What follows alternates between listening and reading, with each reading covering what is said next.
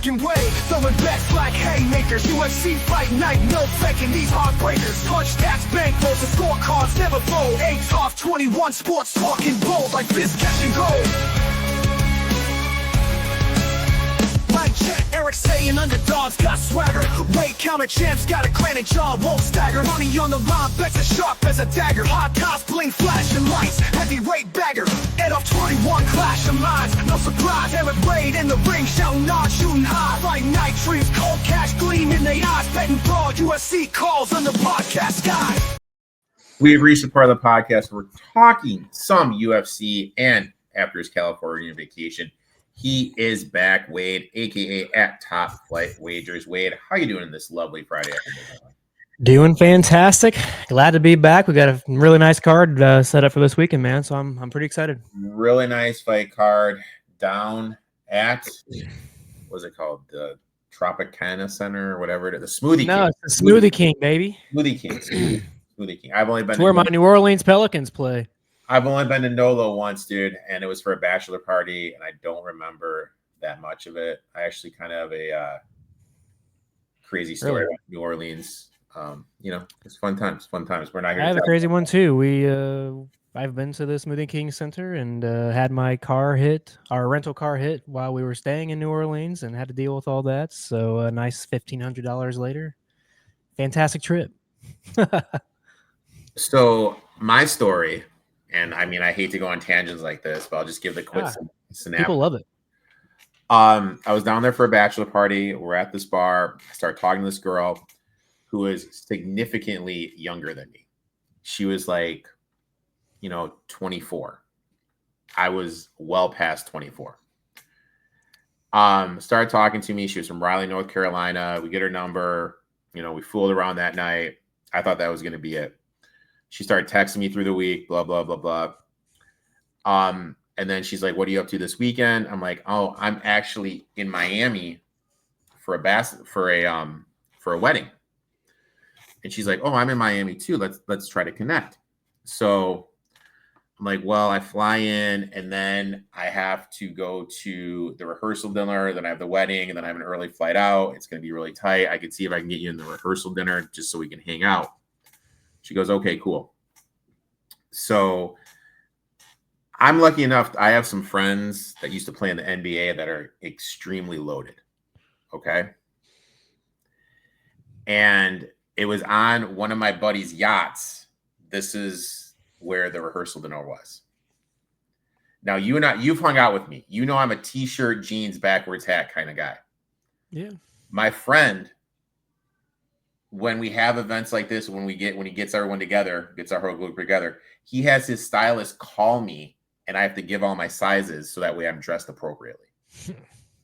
Okay. So I'm way dressed up for this event. She shows up and she thinks she struck a gold mine.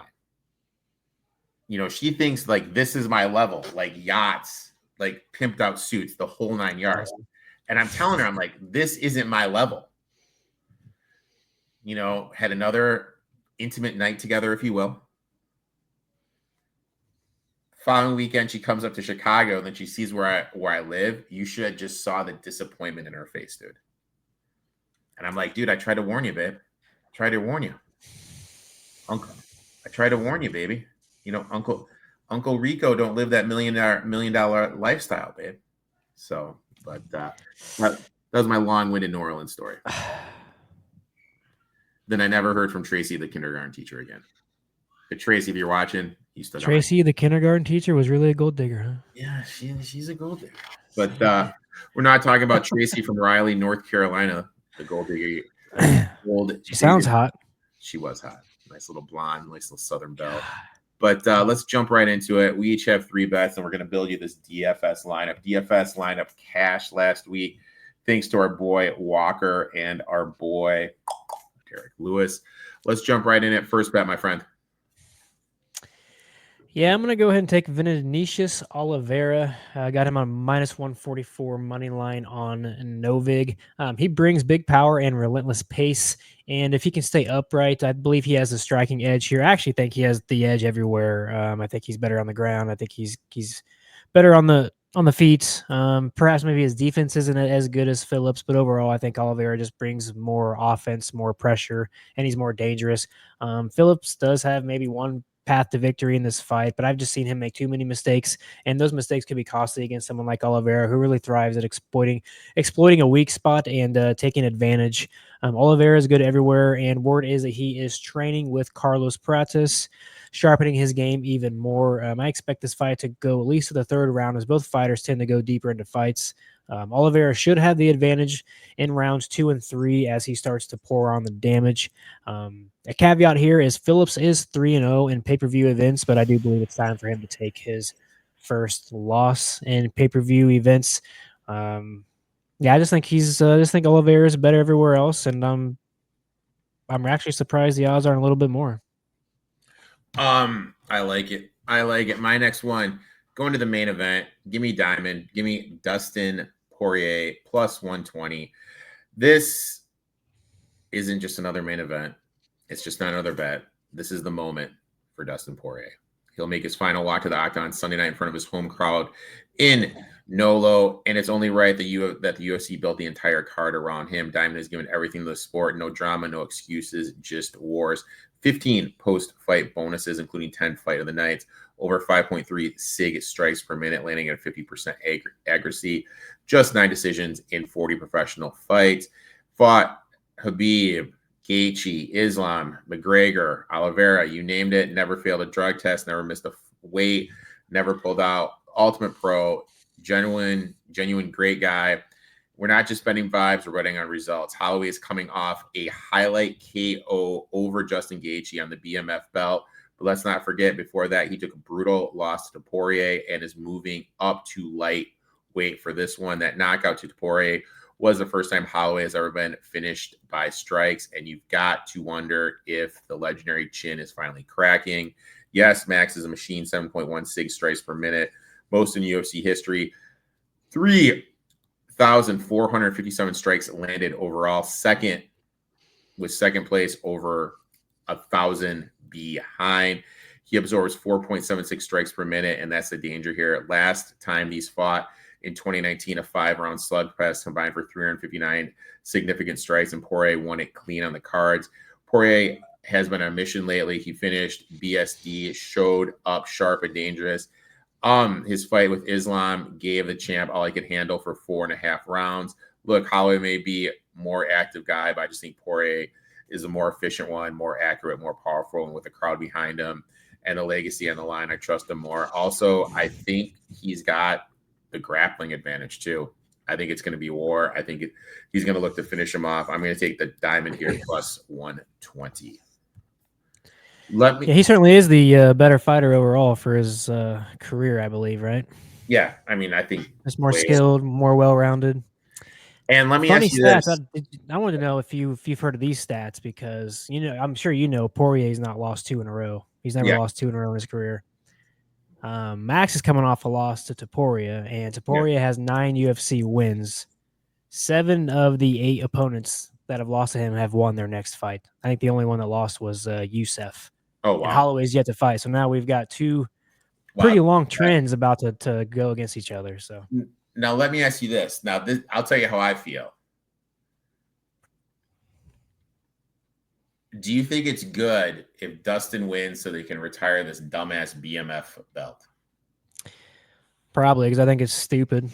I don't know who likes it. I'm not sure who thinks it's a good idea. I mean, I think it's the best thing for it. Let him retire as a quote-unquote champion. I'll take it. Next fight, my friend. That idea. Next fight, my friend. Where are you going? I am going to go to Islam Dulatov to win. This is actually a same game parlay. This was over on DraftKings to money line and then under 1.5 rounds. I got that from -155 on DraftKings. Dulatov is probably a name that most have not heard of, but Adam Fugit is, and really at the end of the day, he just gets hit too hard. Dulatov is a wrecking ball early, and I just think Fugit is too hittable. I think it's a good pairing for a quick finish. Pairing the money line with the under 1.5 rounds boost the value pretty nicely, considering Dulatov's money line is right around minus 700 odds. 11 of his 12 fights have ended under 1.5 rounds, and 6 straight have ended in the first round. 3 of Fugitt's last 5 fights have also ended under 1.5 rounds. Dulatov actually has 7 knockouts, and 4 submissions, finishing all of his fights that he has won. So I believe he has obviously multiple paths to victory here. Fugit is tough. I do think that he could weather a couple storms early, as obviously Dulatov's not that experienced. But I think he's just going to be too relentless here. And I think the UFC really wants to showcase his talents on a pretty bright pay-per-view stage. The striking numbers are pretty outrageous. He averages 14.27 strikes, significant strikes landed per minute. I just don't think Fugit's going to be able to weather that storm. And he also averages 5.49 takedowns. So obviously the high takedown number isn't great because that means people can get up on him. But I just think he's going to be all over Adam here, and he's probably going to put him away within the first round or early second round. I like it. I like it. My next one, I'm going to Vittori. Sorry. Boo. Plus 160. Allen's got all the momentum. He's slick, dangerous on the ground, and his striking is improving. 3.556 strikes per minute, 1.53 takedowns per 15, a solid 55% striking percentage. But this is a big step up in durability and fight IQ. Marvin may not be flashy, but he's incredible tough. He's faced the who's who at middleweight and has never been finished. Lands 4.546 strikes per minute, absorbs volume, pushes forward, keeps throwing, averages 1.5 takedowns per 15 minutes, and defends well in the clinch. Over his last 2 fights, opponents landed a combined 382 strikes, but he kept moving, kept swinging. This man's chin is granite, and when he decides to press forward and get in your face and lands volume, he can absorb and swing rounds. People are forgetting he was in close, gritty battle with Dolze, last time out. He chose to stand up and bang the whole fight and still made a coin flip on the cards. I think he may do the same thing here. Allen is lethal on the mat. Marvin may not wrestle much, but his ability to neutralize clinch work, keep the fight standing, absorb damage makes him a dangerous spoiler. Allen's best wins came against guys who, like him, dictate pace. Marvin won't do that. He'll frustrate him, drag him into the deep waters, and keep throwing. Give me Marvin here plus 160, my friend. No love for the Marv. Nah, I've got a little bit on the other side here, so give you a little fun content. Love for the Marv. Nah, I just think he's laid off too. He's not been active enough, and he's also got dealing with the death of his brother. So something that I have personally dealt with. So I'm not sure. I'm not sure that's a place I want to put my money behind. That could also. I mean, I know we have seen fighters in the UFC deal with personal tragedy and come out and win. So it's like one of those you don't really.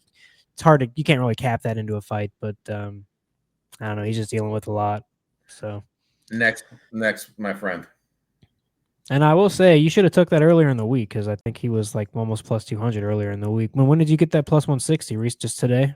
Probably about 15 minutes ago because I don't do anything till after weigh-ins because I need to see what they are. Yeah. I know you do that. You do that. Yeah, his line moved a bunch. There's obviously some money coming in on him, so you're probably on the right side. I'm a working man, dude. I work. I know. I work for the people, dude. I work. You have to. You have to. Next one, my friend. I twisted my arm on this one. I don't know. Your next pick I'm on as well. So I didn't want to give out the same play twice. I'm on some other plays, but I am very confident in Crute. I think Jimmy Crute as a parlay piece is probably the safer route. I never had much luck taking these inside the distances or fighters for double chance like knockout submission, but I think this is a good spot here against a pretty weak opponent. If he doesn't win this fight, he might as well retire at this point. He looked really good in his last fight in the first round. I think he might even won that against Pilato 10-8, and then he kind of faded second and third round. That was his first fight in can't remember exactly how many years. I think like 2 years he was off. So I think now that he's got the rust off, I'm just not sure what Prochnio can really do against him in this spot. Crute is, I don't know. I think Crute's defense, it's just tough because Crute really sucks. I mean, if you look at his overall record, he has 2 draws and 3 losses in his last 5 fights. But when he does win, he usually finishes. He usually does it inside the distance, and he has been talking since his last fight about wanting to finish. So it's just backing him when I believe how he looked like he's got a little bit more left to give in his last fight, even though it ended in a draw. His opponent has only won 2 of his last 5 fights, and he's also returning after a 1-year layoff, losing to a submission.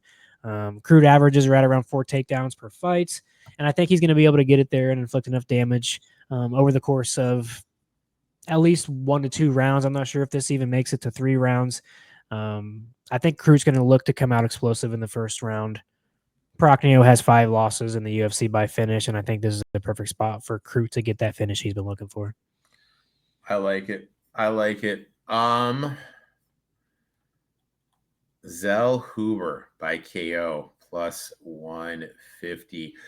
So Come Huber on, against baby. Johnson is one of those classic UFC matchmaker moments. You have the aging vet versus the hungry prospect.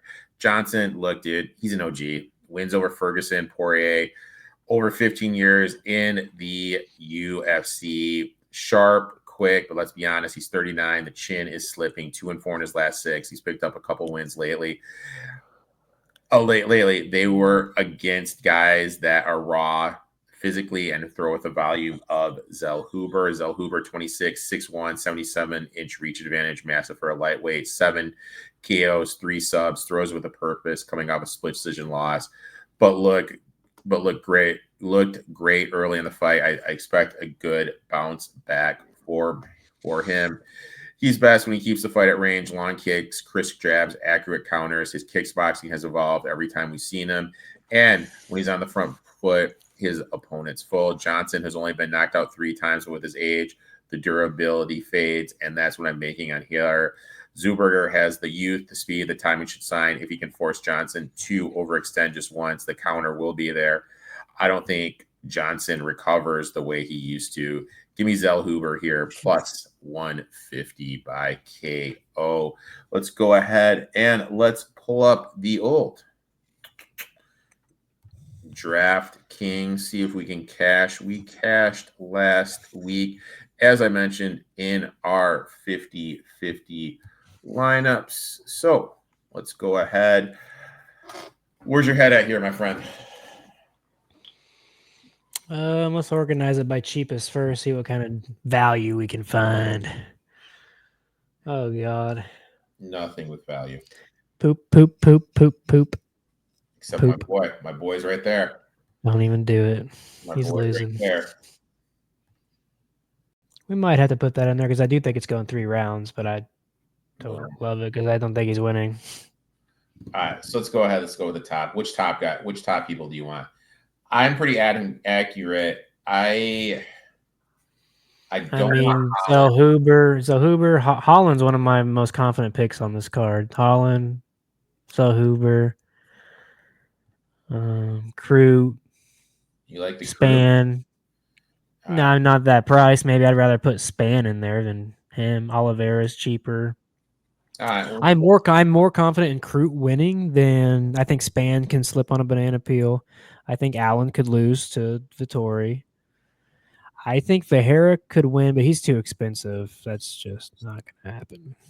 Dulatov's probably too expensive. If we go down here, I guess the question is, because we always do pretty good on these, but what are we really looking for again? Do we want guys that we are sure is going to win, or do we want guys who are going to finish? People that are going to finish inside the distance or have and win, or have control. Yeah, we might want to try to fit.